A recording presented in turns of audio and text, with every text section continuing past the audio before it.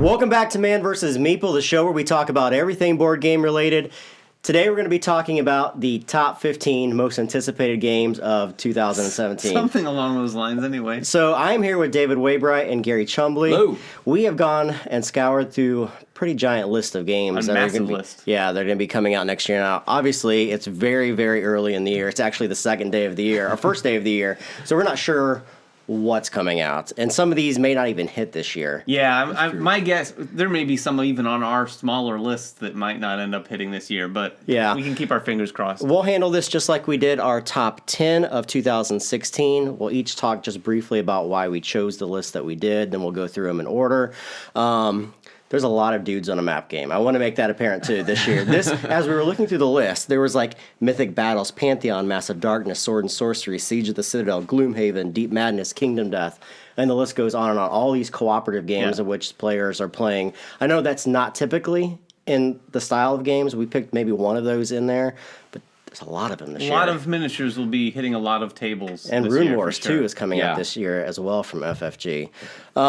All right, Gary, let's start off with you. Right. Go ahead and tell us why you chose or your criteria for what you chose. Yeah. You know, going through the whole list, there's a lot of games I'm honestly anticipating. There's a few out there that I'm really anticipating. I got one that I'm a Kickstarter backer of, so that's on my list, which I'm really excited, obviously, about that. So I'm really anticipating that to get that to the table. So that's obviously there's always going to be those surprises that come out every year, but these are the ones that really seem to just hit my eye like, yeah, that's a game I really want to play. Okay. So my first one is Wasteland Express delivery service.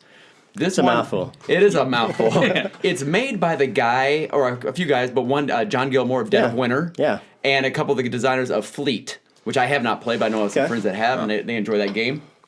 It's kind of, I think, has a little Mad Max feel to it, which I love. I love that, especially that last movie. But basically, it's a pick up and deliver game.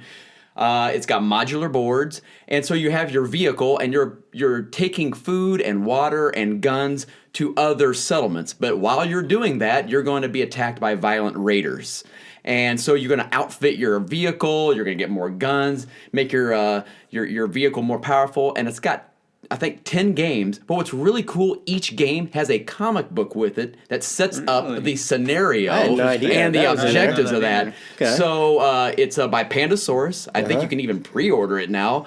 But it just looks really great. I'm really excited about getting this one. It's got some cool minis and all that sort of stuff. Yeah. There's also a fantastic promo card on our Kickstarter. Exactly.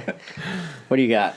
So what I did, I went through the same list these guys did, and I mean, there's there's way too many games to go through and research every single one of them. But there's a lot that I could sort of shove to the side, and then there were some that stood out to me for a variety of reasons. The first one is sort of like a nice place in my heart. It's called Dice Forge. And the reason this is meaningful to me is it's from the same guy who did Seasons, which is probably, if I had to pick one of the first sort of more modern day games that really brought me into the hobby again, is Seasons. Several years ago, played it at Gen Con. This guy, the games are always beautiful. They use artists that do fantastic work, and this thing has table presence like you wouldn't believe. There's, you use the box for rolling the die. There's this big, long board, and basically in the game, everyone is you're collecting resources, you're fighting monsters, you're doing all sorts of different things in sort of this fantasy setting, but you're doing so with these 2 dice that you start with. And then the dice are going to have faces that you can add and upgrade to them. So you're upgrading your dice to differentiate yourself and your powers between your other players. Again, beautiful, beautiful looking game. Yeah. And that's probably, to be honest, one of the biggest reasons I really want to try it. Plus, I love the way Seasons plays. So it'll be interesting to see what this looks like. Cool. My criteria is I tried not to pick expansions if I could. If I did, I know that Destiny and Rebellion would have been up there and consumed almost half of my list. And then I tried to branch out this year. I know historically I play a lot of Euro games. You're going to see some Euro games on this list, but I also tried to pick some games that were kind of outside my comfort level just because of what they did gameplay-wise. So, having said that, my number 5 is from Jamie Stegmaier, Stonemaier Games. It's called Charterstone, and it is a legacy competitive game that is a worker placement game. Now, typically, I'm not a huge fan of Stonemaier games. I don't like the way that Viticulture and Scythe and Euphoria end, that race to the end, and that triggers the end game condition. However, this looks like a typical worker placement in a typical Euro fashion sense. The cool portion is that you're building a village a communal village on a board in which you're going to be placing stickers that are your building and people can go to. And as the game progresses, you're going to be playing this over 10 to 12 times, your community is going to grow. So once you're done playing the legacy portion of the game, you have a unique worker placement game that can be played infinitely. Which is totally different from Legacies. Yeah, and it's coming from artwork from Mr. Cuddington, which is Unfair and Santorini. So, I mean, this seems like the perfect storm of a legacy game for me. Yeah. So that it does look like the kind of legacy game that it gets me interested. What I'll be interested in most is that thing you said about the end. What if I play and my game at the end is a worse game than the game that you guys end up with? You know, we have two different games really at the end in a way. It could be. Who knows? Who knows? But we're not playing yours. Exactly. I'll play his version. All right, we'll get into the next one. What do you got, Gary? Okay, my next one is the Kickstarter that I backed. Okay. And that is Outlive. Like La Bête de Jeu Games, I believe. And what it is a... Oh, hey, I practiced before I come on. Basically, they say it is a resource management and worker displacement game.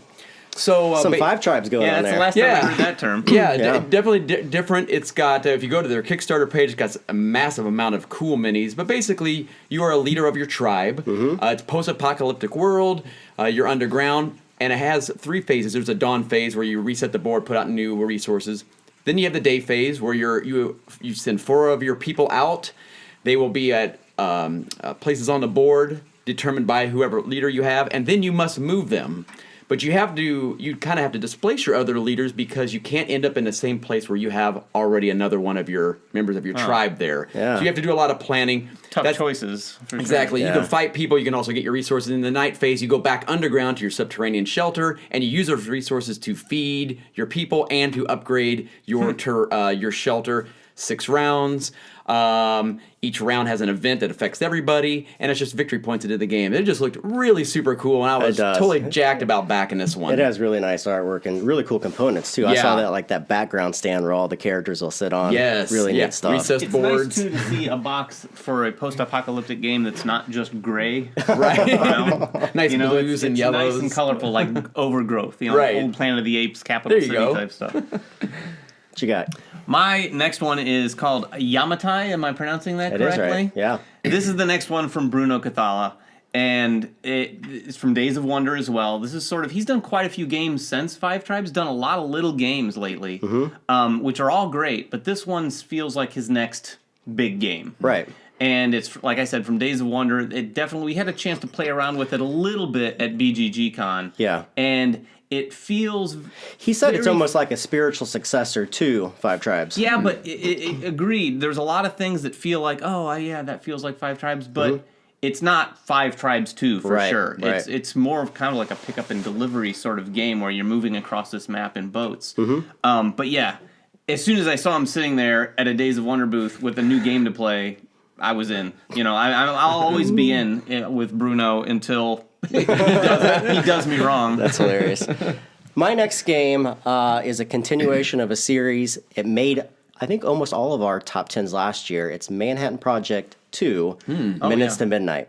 Now, this is a continuation not of Energy Empire. It's a continuation of the original Manhattan Project, so it's very confrontational, just like the original. However, it updates the artwork so it looks very modern.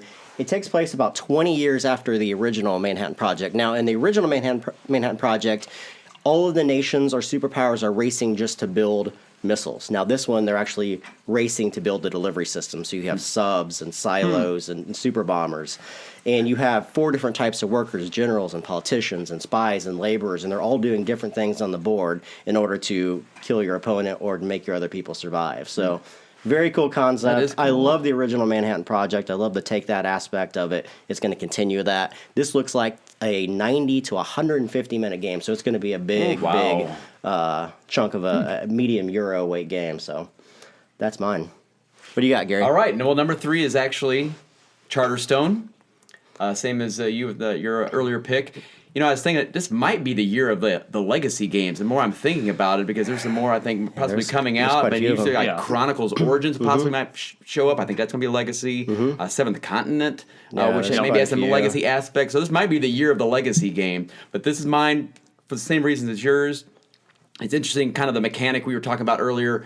that this is kind of his little bit of a take on Lords of Waterdeep and Kalis, whereas you put your buildings out, but people can use those buildings to get those actions as well as you, and plus the multiple replayability after you're finished. That's so cool. And he said it is key. And he said something like 40 to 50 boxes when I heard him talk, but you might be able to open, so I'm all about that. Well, I love that aspect, too. I know we mentioned it briefly when I was talking about it, that aspect of putting stickers on the board and making the game unique. They had that in Pandemic, in the original Pandemic Legacy, and they did it in Gloomhaven, too, where you're going to these areas, and it makes you feel like you're creating something out of the game, right? And that's a really cool aspect. Yeah, love that. But usually, like we were saying, you can't play it then afterwards. But the fact that you're able to do all that and play it, I think that's going to set the new standard for how people approach these games. That's a game changer. I can't imagine that future Legacy games will not try to do that, at least most of the time. Exactly. I agree. What you got, David? My next one to shift gears a little bit, it is an expansion. It's an expansion for Splendor. That's about all I know about this thing right now. We've seen it on a list. It's popped up. I remember seeing a tweet. I want to say it was Bruno Catala, actually, who was visiting an office, and he tweeted a picture. Someone tweeted a picture of people playing Splendor with more cards on the table and more things going on. So there is a Splendor expansion in the works for sure. Somewhere. I know it's out there. And I'm definitely looking forward to this. I really like the original Splendor, as do thousands and thousands of people.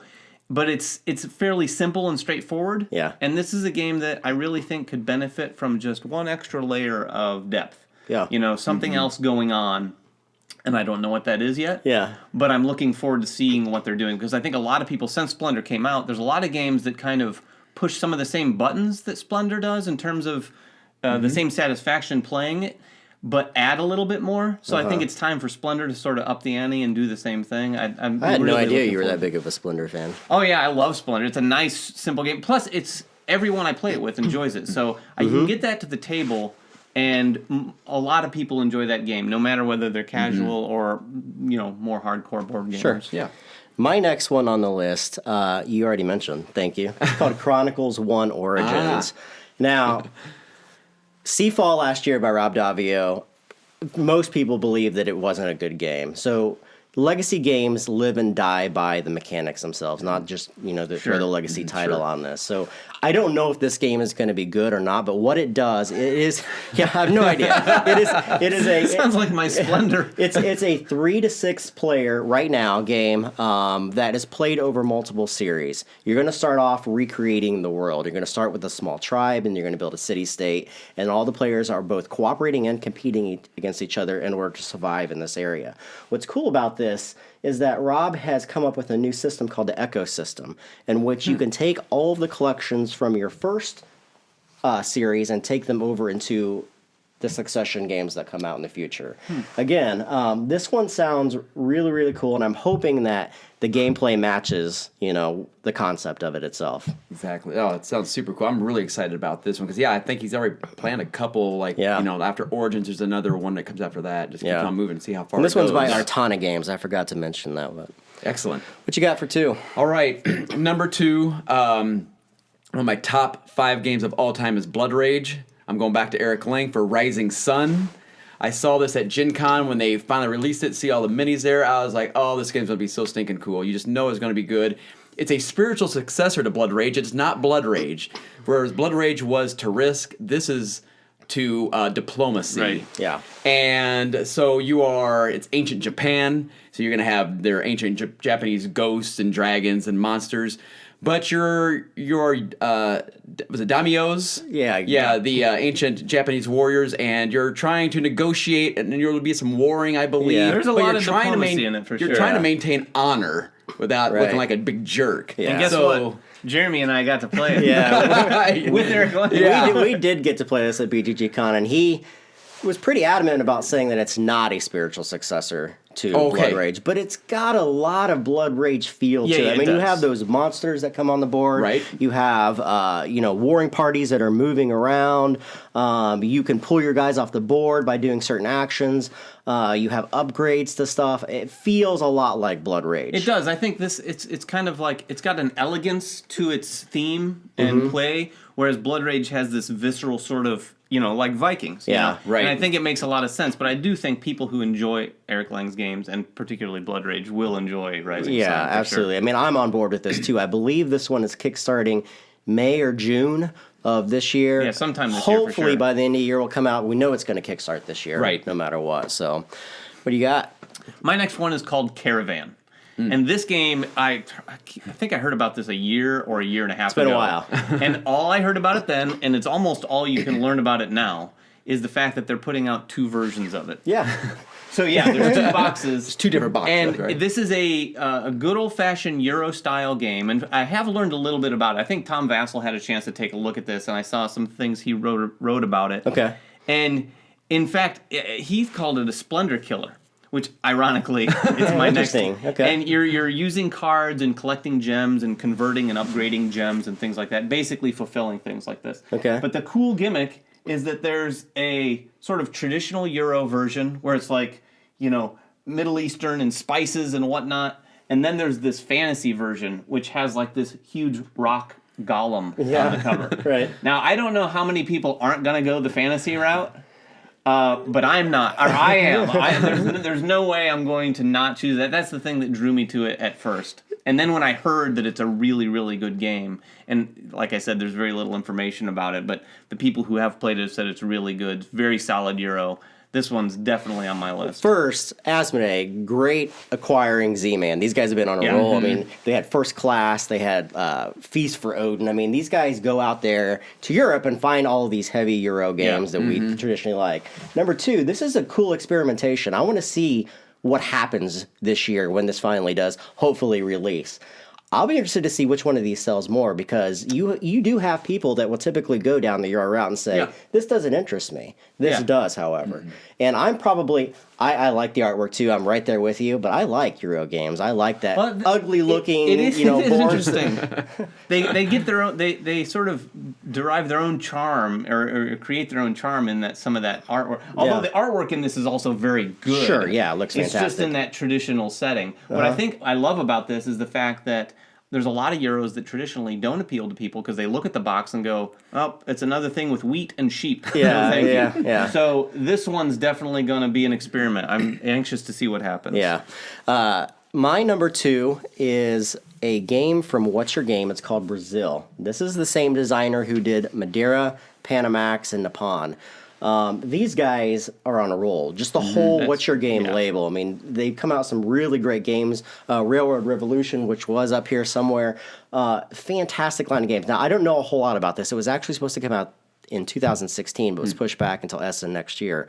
I do know that it takes place in a 18th century Brazil during the gold mining rush, and that players are going to be using cards in a unique and specific fashion in order to do actions on the board. It's a beautiful looking board. Wow. Yeah, and that's about all I know about the game. I just know from the pedigree of the designer himself and what I typically liked in the What's Your Game line of stuff. This is a Euro game that I'm probably going to enjoy. It is a 2 to 4 player 90-minute game as well. So, all right. We're at the all right, my end number now. 1, right? Okay, well, I'm going with Pandemic Legacy Season 2. All right. I played Pandemic Legacy twice through with 2 different groups. That's super impressive. And and the second time we blasted through it in a week. It was awesome. We committed ourselves, right? Boom, boom, boom, we did it. I enjoyed it both times. And the second time I just didn't spoil anything. I just kept playing on. Oh, that's cool. And it was a completely different experience. But, saying that there isn't anything known about Season 2 other than the box art. There's that the red one where it's kind of like a hot deserty look, and then there's like a blue one which is like a colder looking. Yeah. Plus some, I don't know, military people on it. I think this is the only image that's leaked out so far of the game, and I don't know where that came from. So it may have actually came out at Essen. I believe that it's where people saw the boxes. Okay. But super excited about it. I mean, it's the number 1 game in the world. I mean, and it's going to be a huge hit. I believe it comes out at Gen Con, or that's the plan. If it does, I hope their plan for like 10,000 copies is to go right out the door. This is an interesting thing too. The way that Pandemic Legacy has taken off, everyone claims, this is the way legacy games should be done. But people need to remember that Pandemic Legacy was already built on a solid game by Matt Leacock called Pandemic. So they took that and just added the legacy portion to it. I think that's why people are struggling with the legacy aspect and creating games from scratch and then building that legacy aspect into it. So it'll be interesting to see how Chronicles and Charterstone do when they're built from the ground up. Well, I think the whole concept, we've even seen it with games like Fabled Fruit, which isn't legacy, but the thing that these games do, I think, is that it gives you a chance to, you play the game, and then not only do you want to play it again for its mechanics, but you're wanting to know what's going to happen next. Yeah. And even Fabled Fruit, which isn't legacy, technically, you want to know what cards are coming up. Yeah. And it makes you want to get it to the table again, which is the brilliance in this whole design. And I think that's why a lot of people are going to try to get it. Yeah, another Z-Man game. Exactly. It was the year of Z-Man, right? I'm telling you, a great acquisition from them. All right, my final one is going to blow you guys away, I think. And it kind of blows me away. But I am picking Imperial Assault, the app for Imperial Assault. This hasn't. I mean, they mentioned this last Gen Con in in their conference at the show or at their panel. They didn't even do it so sort of in an official way. It's not officially announced. Right. They just kind of said, "Don't worry, it's coming," and that's all. And they've been very tight-lipped on it ever since. So I hope this thing doesn't blow up and not happen. Yeah. Because I just finally picked up a copy of Imperial Assault, and I played Descent once upon a time.